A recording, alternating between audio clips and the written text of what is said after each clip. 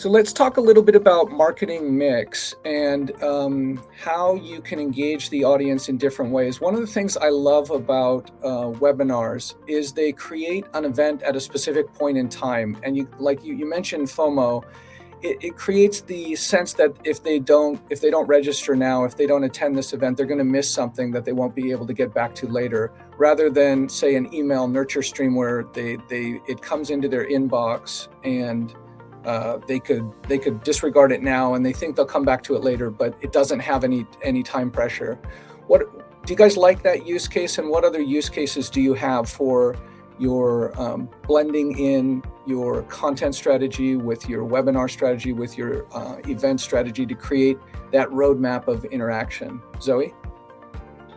So nothing is like a one-time use. If I have a webinar, I'm breaking that into micro clips, I'm putting it on social, I'm sending it in like maybe a new sales deck, maybe it's like acceleration collateral. I think another way to create that sort of like FOMO piece though is we never record the Q&A from webinars. So like that Q&A, that live interaction with your peers is exclusive to showing up day of. The content we pre-recorded will happen, but like sometimes like the best information happens in the Q&A. So I'll gate that and I'll use that as micro content. I won't send that out as part of the recording and let people know like these conversations are happening without you, and might like tease it out so that the next time we have a webinar, we have a higher likelihood of like more attendance or attendance through the end of the Q&A. But I think like there's just no reason you should create new content every single time. Like I'm all for the up cycle of content that you create, and so like you just put it into different distribution channels. I love that. I've never thought of gating the Q&A for later and being like, sorry, can't have it, don't have access. I'm definitely going to be using that one. We create clips from all our webinars, and we also send it to our partners that may have been a part of it so that they can also post it on social. We use it everywhere. We use it in our nurture, we use it in blogs, we will quote back to it, we link back to it. We also use it in I write a lot of our outbound outreach sequences for our SDR team too. Like the theme of this webinar has just been like, make it easy for sales.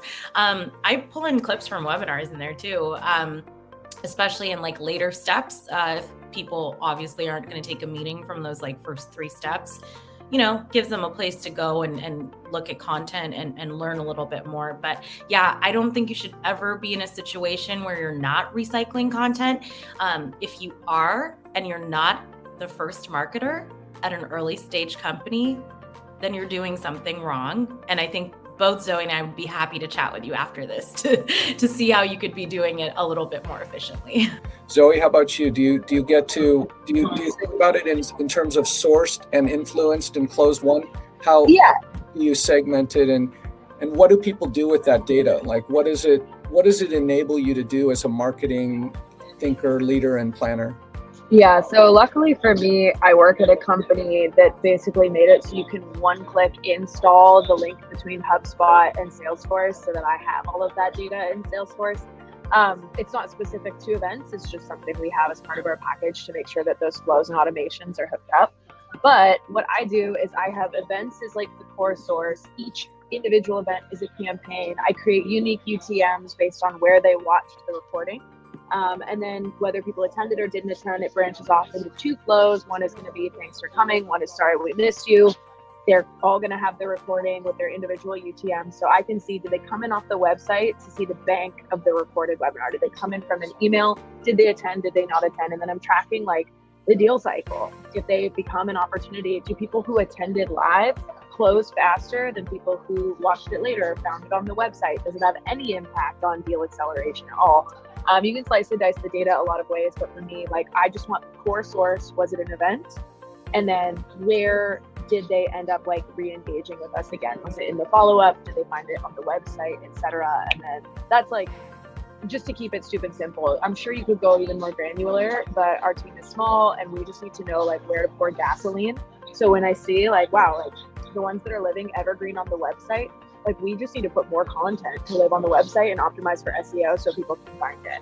Like it doesn't matter that there were 4 people that attended live, that event is generating 5-6 leads for us a month in perpetuity. So it's just like thinking about it in that way.